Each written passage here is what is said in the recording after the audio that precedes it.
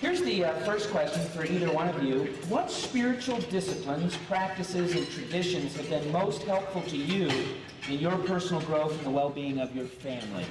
So what spiritual traditions or disciplines? Well, I was raised in the Christian faith. My parents made sure I was a pretty good scholar by the time I was 18. And that spiritual foundation for me has served me well all my life.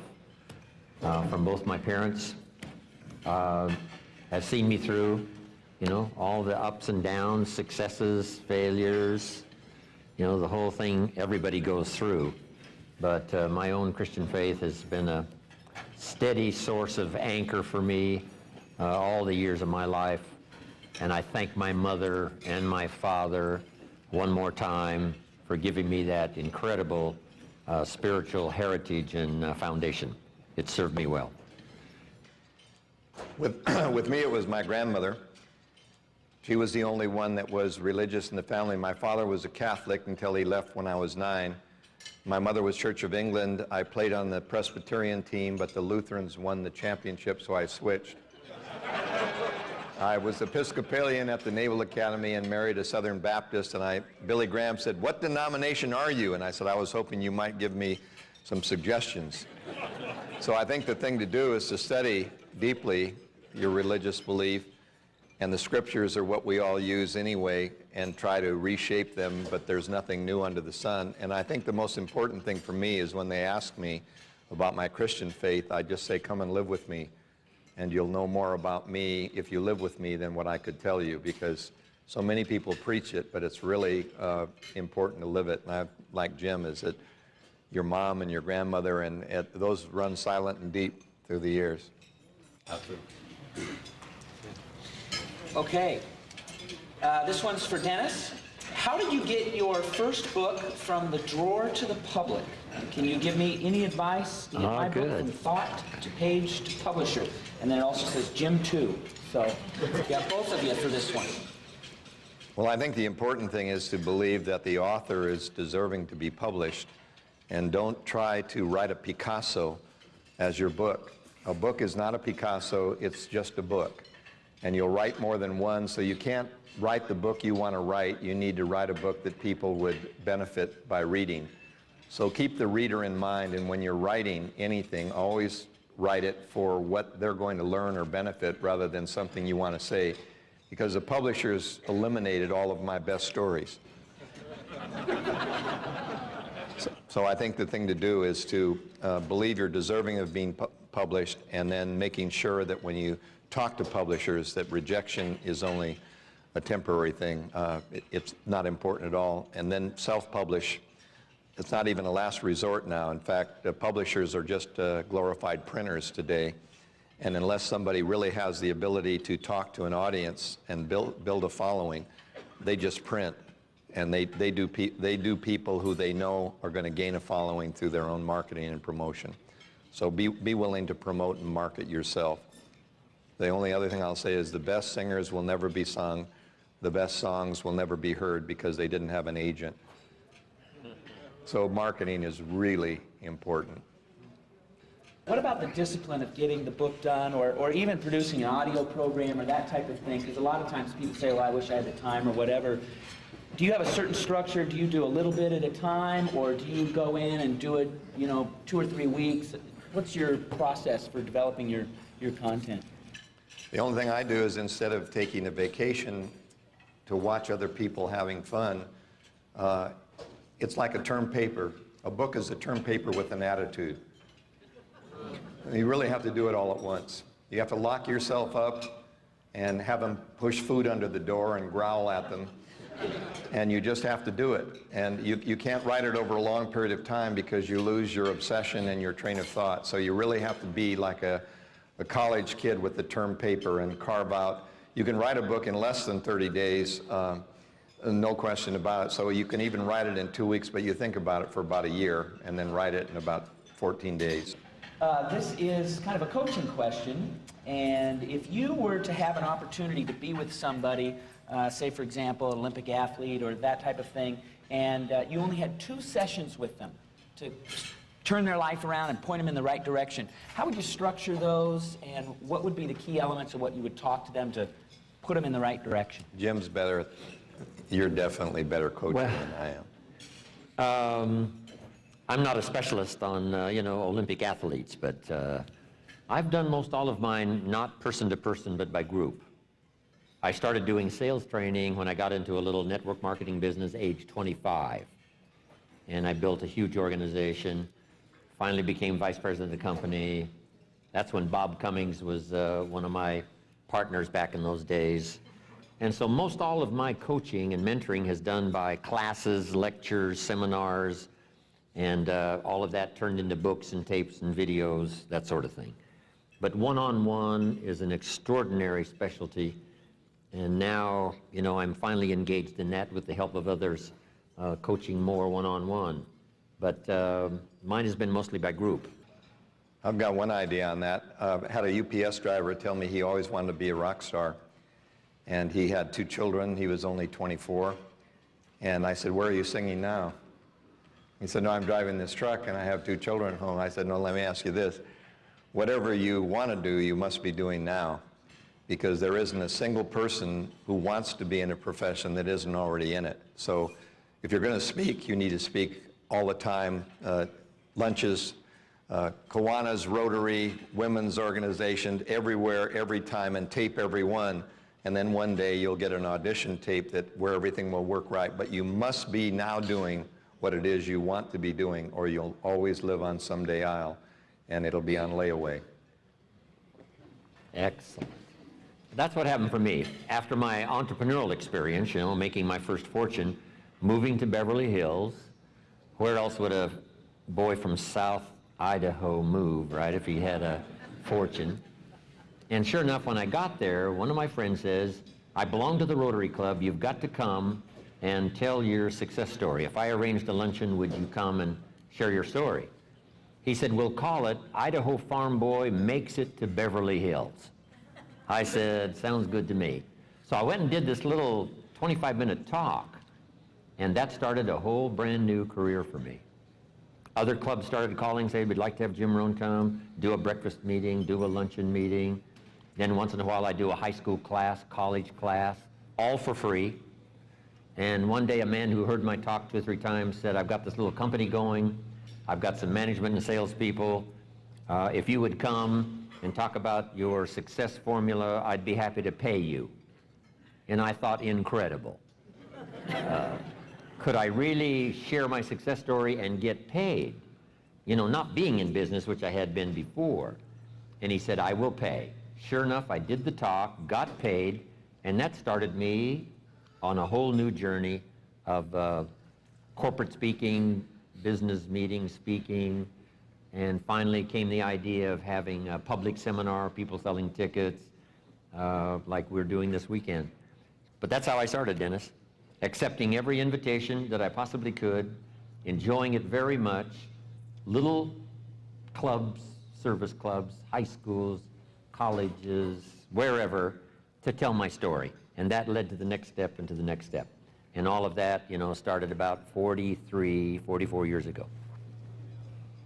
My mom is still amazed that I get paid to do what she told me all those years to stop. Yeah. They pay you to talk? Figure that out. Here's the next question. Could you take a minute and talk about your diet? Talk about your diet. How you eat, what you eat. Well, I believe in fiber-based carbohydrate. I believe in lean source protein and plenty of water.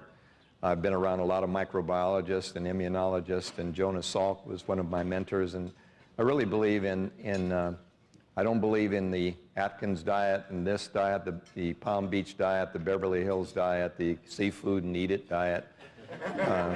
Diets don't work because the hypothalamus area of the brain has a satiety center, and the body knows when you're starving it, and it saves nuts for the winter. So it preserves calories if you're starving it, and it burns them if you're not, and the body knows. So I think the best thing to do is to really get some discipline into what you do and try to be very sane about it, and definitely not eat any bagels or sugar cereal, And don't spike your insulin in the morning, because if you spike your insulin by having anything that's sugar-filled, you'll have insulin resistance build up, and that's why we have an incidence of diabetes and obesity, because we tend to eat this stuff that spikes the insulin all day. And stay away from, all I say is too many trips to the Golden Arches will give you an early arrival at the pearly gates. So don't give your kids a fast food benefit after their athletic session, because you're really creating cardiovascular disease in junior high school. There goes the McDonald's sponsorship. Okay, here we go. Well, I think I mentioned in the class this morning, right? My parents, my mother especially, started early in her study of health and nutrition, extended her life at least 20 years. When my mama died, almost 80, the doctor said, "Mr. Rohn, the walls of your mother's heart were paper thin." He said, "How she lived the last 20 plus years is absolutely, seems to me to be impossible." But that was the reason why. Mama was a fanatic.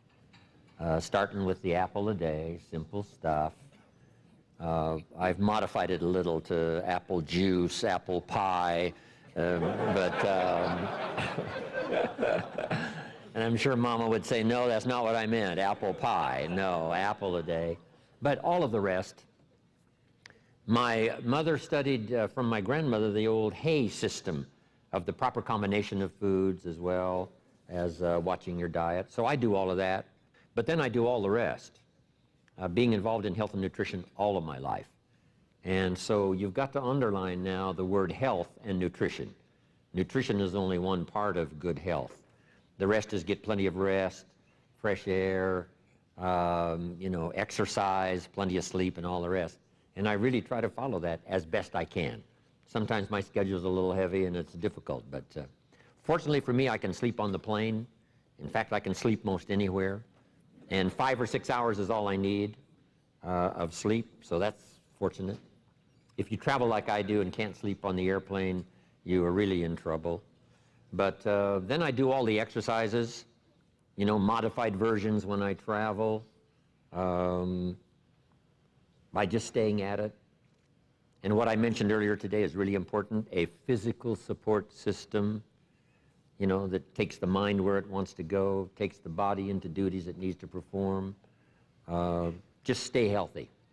And what I would do is make it a study and a practice all the rest of your life, study and practice.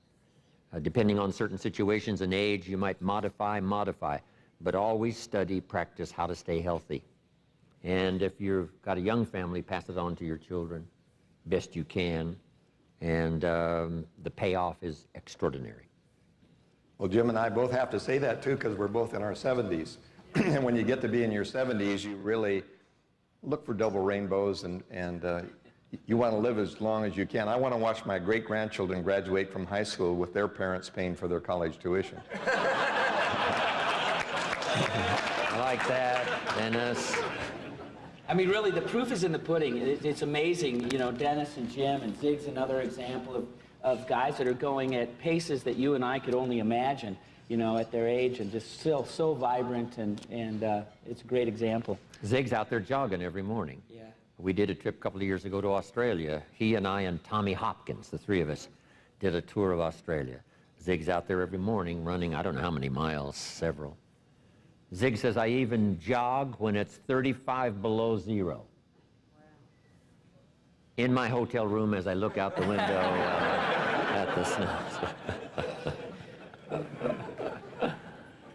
Just underline this, you got to do whatever it takes, to stay healthy and to stay well, because you got to make those last 30 years of your life, good health, so that you can enjoy and have a quality of life that is, going to give you the lifestyle that you want. And we're living longer in ill health than ever before. So the quality of life has really not been there even though they've extended life, and you really want to make it quality. That's why Jim and I are looking to the market in China, because in China they revere old people. So there's always a place that wants to hear you, because the older you get in China, they say you were so wise, which means that you're still lucky to be around. Okay, how about this one? What was the turning point in your life, or turning points? As you look back over your life, were there a few pointed moments in time when you said, yeah, my life took a big direction that way, a change in direction? Well, mine, anyone that studied, you know, my books and tapes and videos and all the rest, it's this Mr. Earl Schoaf that I talked about when I was 25 years old. You know, I was doing okay. I wasn't destitute. But, you know, once in a while the creditors were calling, and I was embarrassed that I hadn't made more progress in 6 years from age 19 to 25. I wanted to do extremely well for my family. My parents gave me this incredible spiritual, unique spiritual foundation, so I had that. But economically, I just hadn't gotten to any breakthroughs. I was willing to work hard, that was not my problem. Then I meet this extraordinary man by the name of Earl Schoaf, and the rest is history. That was a turning point for me. My turning point came at the age of 9 when my father, in an alcoholic stupor, came in to say goodnight and goodbye at the same time. But he had blown my light out every night by telling me that when he blew the light out in my room, it went out all over the world, because the only world I'd ever know is that which I saw through my eyes. And he said, I'm a loser, but you can be a winner, because you don't have to be like me, you can be different from me. And he left me as the man of the family, and then two things happened. First, my grandmother and I planted a plumcot tree, and a plumcot tree is part plum, part apricot, and when the fruit comes out, it's pink, so it's not as purple as a plum and not as orange as an apricot, but whatever you plant will come out the way you plant it. So my grandmother just said, you don't even have to plant weeds, they arrive quite of their own on the wind. And so I began to understand that seeds of greatness were attitudes and early inputs. And then a soldier was interested in my mother, because my father left during World War II. And he was trying to lather me up and make me like him. But I was protecting my mom from these guys that were stationed nearby. And he promised to take me fishing the next morning, but he'd been drinking, and I wasn't sure whether he'd reach his commitment as he promised. And I went out my window with a drop line and a packed lunch, and he never showed. And my mother said, come back in the house, he's not going to come, you're not going to go fishing in a boat. He just was hoping to make you think he was going to go. And I said, well, wait a minute, I got my lunch and my drop line, so I traded my bicycle for a one-man rubber life raft, and I paddled out in the bay, and I caught fish. And I decided when I was 9 that every incoming call wants something, and every outgoing call creates something, and that no one will take you fishing, but if you're ready to go, you have to go. So I became proactive as of age of 9, realizing that I didn't have a father to take me there, so I'd have to take me there myself. Wow.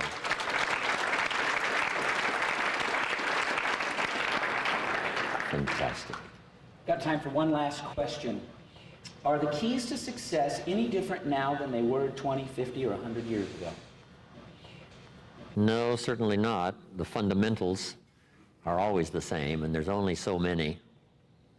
If somebody says, I'm going to teach you today the 50 fundamentals, you would be a little suspicious.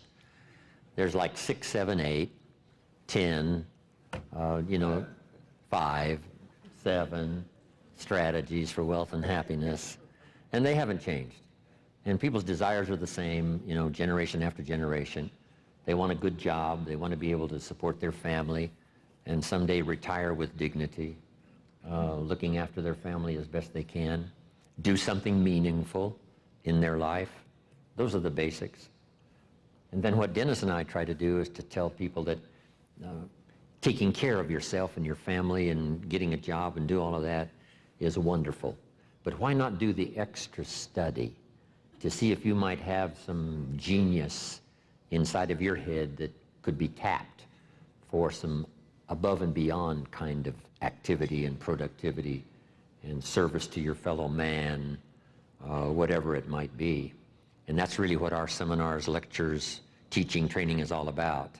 No matter where you are, why not read the next book, attend the next class, be inspired by the next story, to see if you couldn't call up some extra skills, disciplines, desire, ambition, whatever, that would take you to another level of extraordinary living. That's the key.